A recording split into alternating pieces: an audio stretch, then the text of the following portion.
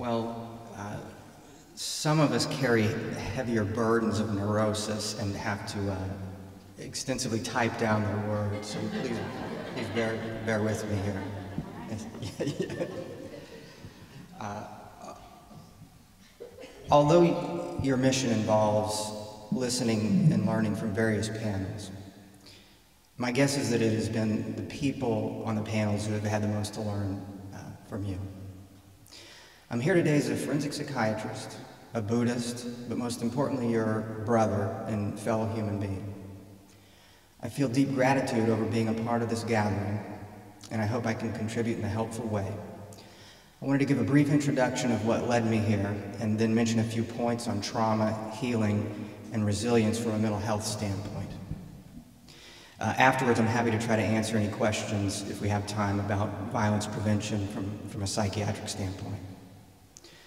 So, when I was about 10 years old, not a little older than my son is now, I saw something that would stick in my memory for the rest of my life. It was a Time magazine cover. At the center of it was a large vat of Kool-Aid, and surrounding the vat were numerous bodies. And I'm not sure if it was that I was unable to process what it meant at that age, or perhaps I could process it only too well.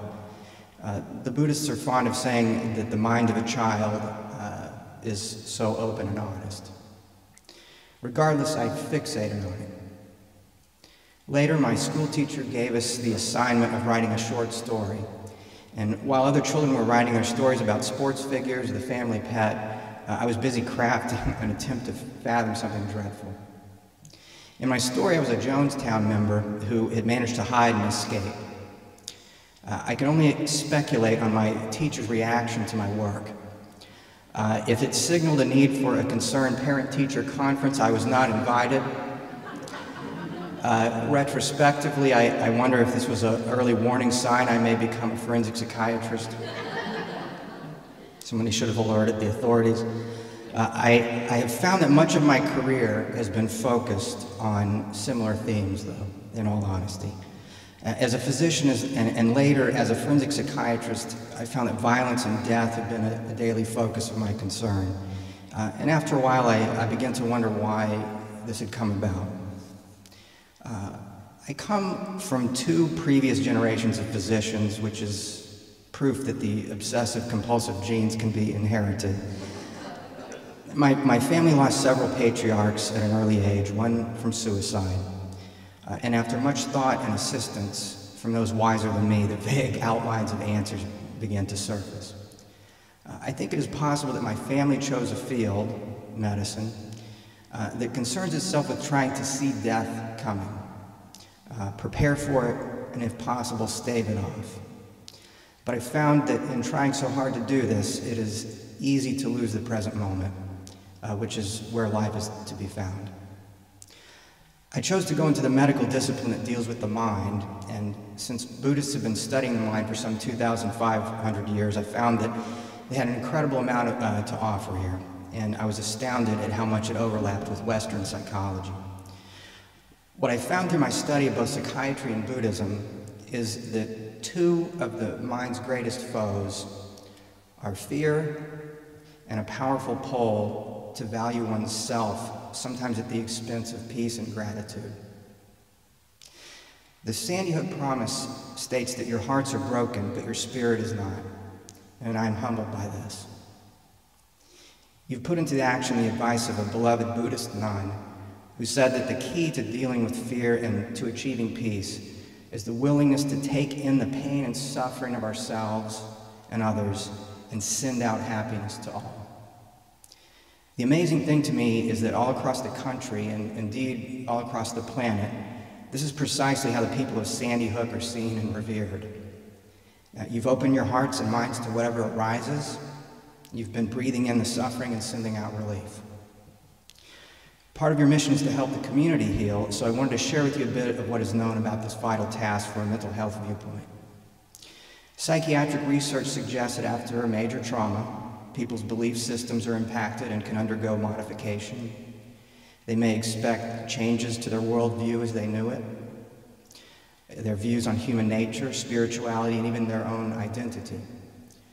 Grief and recovery are necessary, and stress reactions are very, very common and typical, and they include things such as, I'm sure you've heard before, reliving the event, avoidance, feelings of guilt, and a heightened physiological response. Too little work, in my opinion, has been done on understanding resilient survivors, but it appears that they cope early on by cultivating the following. First, a sense of safety, then a sense of calm, then a sense of personal efficacy, and then a sense of social connectedness. And I'm extremely impressed at how you all have done this. And then finally, the most important thing after all these are accomplished is developing and maintaining a sense of realistic optimism. Finally, resilient survivors find a way to process and reorganize the trauma into an opportunity for positive change. In this spirit, please let me give an example of a man I had the good fortune to meet by the name of Tim Carter. You probably don't recognize his name. He is one of only 4 living persons who survived the mass killing at Jonestown in 1978. He was a man who survived deadly combat as a U.S. Marine in Vietnam, and then ends up surviving the Jonestown tragedy. I knew I had to meet this man, and I learned from him, and so I did. I was able to track him down and ended up collaborating with him on a panel much like this one. I asked him to help me better understand how he was able to bounce back from a lifetime of trauma that would seem to have crushed me personally. He told me I had to forgive myself first and show myself compassion and then get my own house in order. Then I had to ask him the question. My heart started pounding because I knew that this might be my only chance. I nervously said, "Tim, after all that, how do you..." He mercifully finished my question for me. Find meaning? It took a while, but I found deep meaning in how the experiences had transformed me. He said he relied on 3 things: his friends, his spirituality, and professional help when he needed it. It won't surprise you to know that he had an abundance of positive coping skills, among them an emotional openness, a great sense of humor, and it was also apparent to me that here was a person who had never stopped listening and had never stopped learning. Please bear with me for one more example, one last example from my studies. This one all the way from Norway. On July 22nd, 2011, Norway experienced the immeasurable loss and trauma when a man named Breivik killed over 70 innocent people. Immediately after, there was a remarkable and courageous response, much like your own. And I wanted to share with you the reflections of the medical first responders in their own words. These are just a few snippets. The collective responses from society have called for more togetherness, fellowship. And after some time had passed, I was left with a feeling of emptiness. Thoughts were slowly seeping in. Questions and self-reproach came up. Most important of all was to be compassionate and caring, enduring the pain of others, leaning forward and being there. In terms of the broad goals of violence reduction, both my training in psychiatry and study of Buddhism have led me to believe that this is something that can only come from within each individual.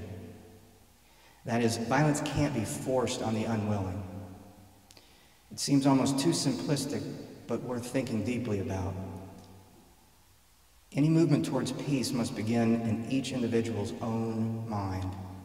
Each of us must somehow learn for ourselves how to, for the benefit of others, cultivate a fearless compassion, to allow our own pain to become a stepping stone for understanding the pain of others, and to have our spirits unbroken even when our hearts are. Thank you.